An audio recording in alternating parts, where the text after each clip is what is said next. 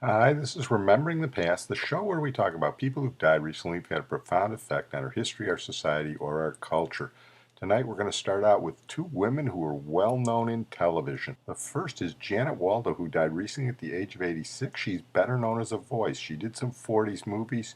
She was in an occasional cameo role in the 50s on television, but she was most famous as the voice of Judy Jetson in the Jetsons, one of the first primetime cartoons in the early 1960s, where they were going to have flying cars and everything. Here's the theme song from the Jetsons.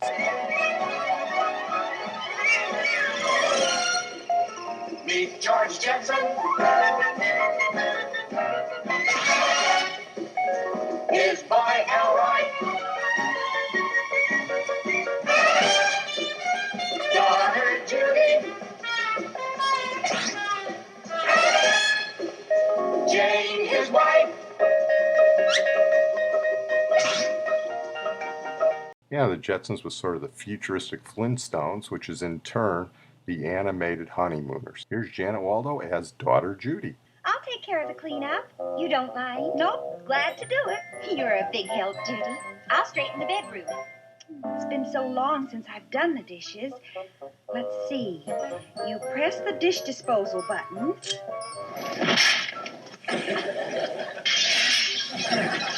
All finished, Mom. She later went on to do the voice of Josie in Josie and the Pussycats, but she got her first taste of cartoon rock and roll with her father George, voiced by George O'Hanlon, in this episode of the Jetsons. Zoom, Dad, zoom. Eep, up, ork, ha-ha. Eat up, or Eep, up, ork, ha-ha. That means I love you. Come fly with me. Come fly with me. Come fly with me. Eep, up, ork means I love you. Eep, eep. Well, we're going to move on to another 1960s television lady, Morgan Guilbert, who died at the age of 87, one of the most famous next-door neighbors in history. She played Millie Halper on the Dick Van Dyke Show in the early 1960s. Kyle Reinhart saw her on Broadway and signed her right up, and she became the nosy, pestering neighbor of Rob and Laura Petrie in New Rochelle. Millie was a little like Lucy, too. She was always trying to get in the show, and here's the talent show from New Rochelle where Rob gives her a tryout. All right, folks, we have an awful lot of parts to fill here, so I think we better get started. And I guess we'll begin with you. Mildred Helper, 146 Bonnie Meadow Road. I'd like to sing a sentimental love song. Words and music by Mildred Helper. 146 Bonnie Meadow Road. You ready? My heart got a smash in the face. That night I will never erase. You saw me standing neath the sun and the stars, and I was something to see. And you took hold of my aching heart and kicked it right in the knee. My heart has a terrible scar. I'll get you for this wherever you are. But first I'll kill myself. I'm funny that way. But seriously, darling, you're okay. That was just swell, Mill. I'll let you know, okay? Well, when? Listen, if you don't call me, I'll call you, okay? Come on, that was wonderful. Really wonderful. At the end there, you hear a little bit of Jerry Paris, who played her husband, Jerry the dentist, on the show.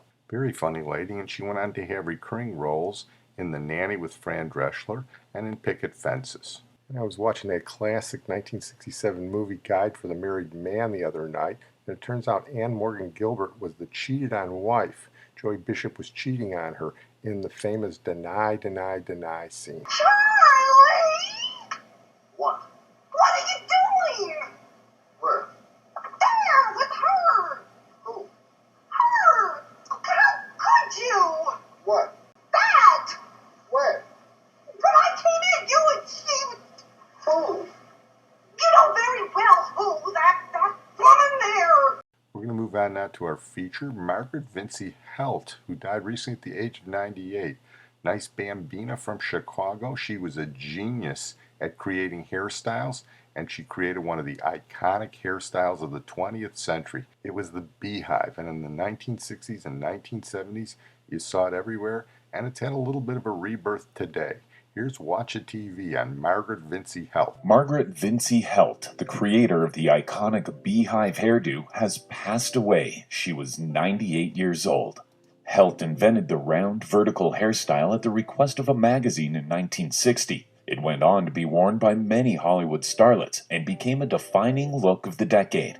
In the years since, a trade group in her hometown of Chicago named a scholarship for creativity in hairstyling after her. Heldt told the Associated Press in 2011 that she lived a charmed life. Here she describes to Modern Salon magazine how she came up with the Beehive. My name is Margaret Vinci Heldt, and I'm so honored tonight to be here, and that my good friend, Modern Salon magazine, has asked me to say a few words, especially about the Beehive hairstyle that I had the pleasure of creating. Well, I don't like designing the very first Beehive. And now I know everybody says, how did that happen? Well, in 1960, Modern Beauty Salon called me, and I was doing several issues for them, on and off. And they said, Margaret, something is happening to our profession. All we see now is the page boy and the flip and the French twist, but something is wrong. We got to have some new ideas. And they said, Margaret, you've always been sort of on the creative side. She said, we want you to go home and think about what you'd like to do and just let yourself go. And then we'll see how it goes. And so they said, and if it shouldn't work, you won't have to worry about it because we just won't use it. And I thought, oh my gosh, what am I going to do that hasn't been done before? So I went home and I took out my little mannequin, my best little friend. She lets me do everything on her. And so she says, now which way shall I go? And I remembered a little hat. It was like a fez. And it sat right on the top of my head because everything was really flat top at that time. And Jackie was one of those that did the little pillbox hats. I love that hat. And I used to say, someday I'm going to make a hairstyle that's going to fit right under this hat. And today, I said, oh my God, that's what I should try doing. So I started working. Oh, and I liked what I saw. And I was doing something different that wasn't done, where the hair would go around in a circle. And I liked it. And I thought, this is what I'm going to show. So I went to the photographer, and they had a model for me. Beautiful model. When things are supposed to go right, everything goes right. And so I looked at her, and her hair was just a long bob, and it was just the right size for what I wanted, because I wanted it also to be commercial, something that every woman would like to see. And so it started to work, and it was working real nice. And the gal that was writing the story up said, oh, she said, Margaret, she said, that's coming along real nice. And I said, yes, but there's something missing.